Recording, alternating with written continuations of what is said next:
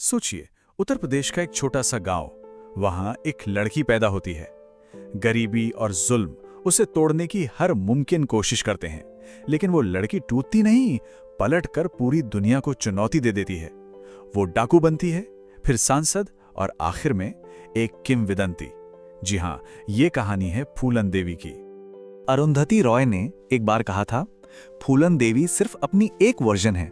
और ये बात ना उनकी कहानी पर बिल्कुल सटीक बैठती है। मतलब उनकी कहानी कोई सीधी साधी कहानी नहीं है, इसमें कई परतें हैं। कुछ लोग उन्हें एक खूंखार डाकू के तौर पर देखते हैं, तो वहीं कईयों के लिए वो अन्याय के खिलाफ लड़ने वाली एक देवी थीं।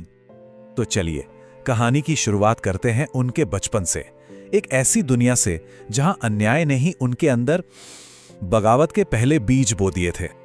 साल था 1963। फूलन का जन्म एक बहुत ही गरीब मल्हार परिवार में हुआ।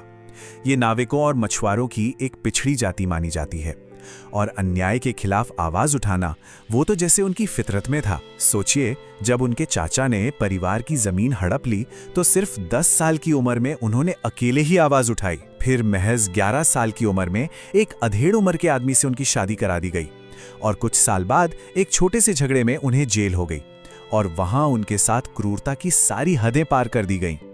और इस दर्द को फूलन ने अपने शब्दों में कुछ यूं बयां किया, उन्होंने बहुत मजा लिया मेरे साथ और मुझे पीटा भी।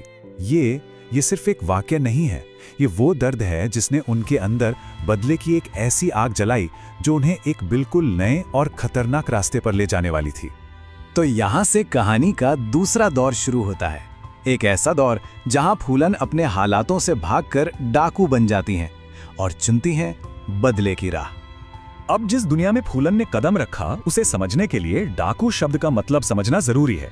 देखिए, चंबल के डाकू सिर्फ अपराधी नहीं थे, कई लोग तो उन्हें एक तरह का सामाजिक विद्रोही मानते थे।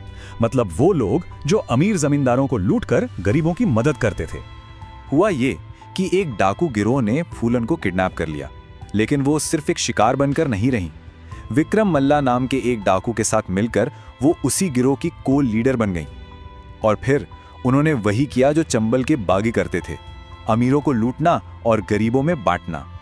और देखते ही देखते वो दस्यु सुंदरी के नाम से मशहूर हो गई। और अब कहानी अपने सबसे कुख्यात और शायद सबसे हिंसक मोड़ पर पहुंचती है।